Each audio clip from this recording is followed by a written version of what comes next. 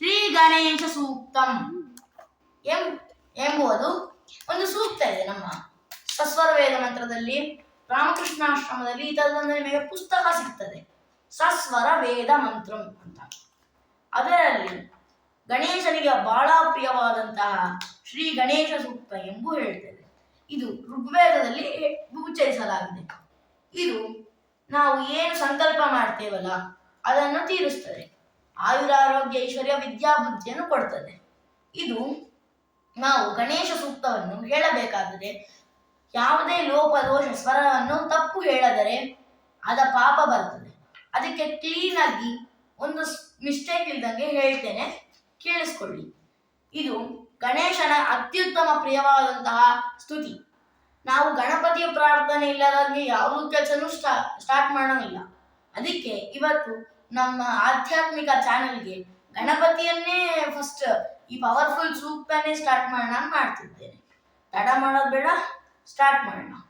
ಓಂ ಆತೋ ನ ಇಂದ್ರ ಕ್ಷುಮಂತಂ ಚೈತ್ರಂಗ್ರಾಪನ್ ಸಂಗೃಪಾಯ ಮಹಾಹಸ್ತಿ ದಕ್ಷಿಣೇನ ವಿದ್ಮಾಹಿತ್ವಾ ತ್ವವಿಕೋರ್ಮ್ಯಮೃತೋ ವಿದೇಷ್ಣಂ ತ್ವವೇಮಗಂ ತ್ವವಿಮಾತ್ರಮವೋಭಿಃ ನ ಹಿತ್ವಾ ಶೂರದೇವಾನಮರ್ತಾಸೋಧಿಃ ಸಂದಂ ಹೇಮಂ ನಗಾಂ ವಾರಯನ್ತೆ ಯೇತೋ ನಿಂದ್ರಸ್ತವಾಮೇಷಾನಂ ಭಸ್ವಸ್ವರಾಜಂ ನರಾದತಾಮರ್ದಿಷನ್ನಃ ಪ್ರಸ್ತೋಷದುಪಗಾಶಿಷತ್ ಗೀಯಶ್ರವತ್ಸಾಮಗೀಯಮಾನಂ ಅಭಿರಾದಸಾಜುಗುರತು ಆನುಬರ ದಕ್ಷಿಣೇನ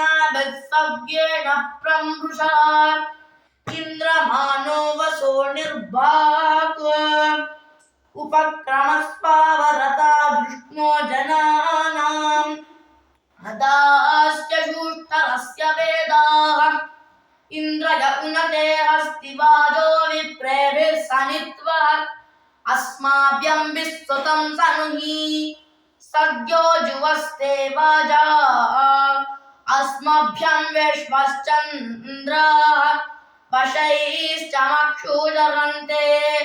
ಓಂ ಗಣಾನಾಂ ತ್ವಾ ಗಣಪತಿಂ ಹವಾಮಹೇ ಕವಿಂ ಕವೀರ್ನಾಮುಪಮಶ್ರವಸ್ತಮಂ ಜ್ಯೇಷ್ಠರಾಜಂ ಬ್ರಹ್ಮಣಾಂ ಬ್ರಹ್ಮಣಸ್ಪತ ಆನಶೃಣ್ವನ್ನೋತಿಭಿಃ ಸೀದಸಾದನಂ.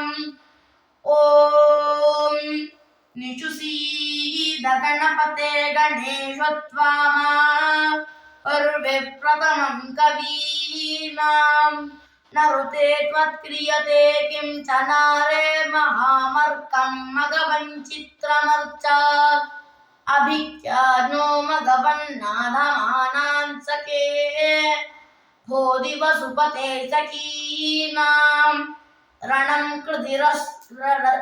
ಕೃಧಿರಣಕೃತ್ಸತ್ಯ ಸುಷ್ಮಾ ಭಕ್ತೆ ಚಿದಾಭಜಾ ರಾಯೇ ಅಸ್ಮಾನ್. ಓಂ ಶಾಂತಿ ಶಾಂತಿ ಶಾಂತಿ. ಓಂ ಸಹನಾ ಭವತು ಸಹನೌ ಭುನಕ್ತು ಸಹ ವೀರ್ಯಂ ಕರವಾವಹೈ ತೇಜಸ್ವಿನಾವಧೀತಮಸ್ತು ನ ವಿದ್ವಿಷಾವಹೈ.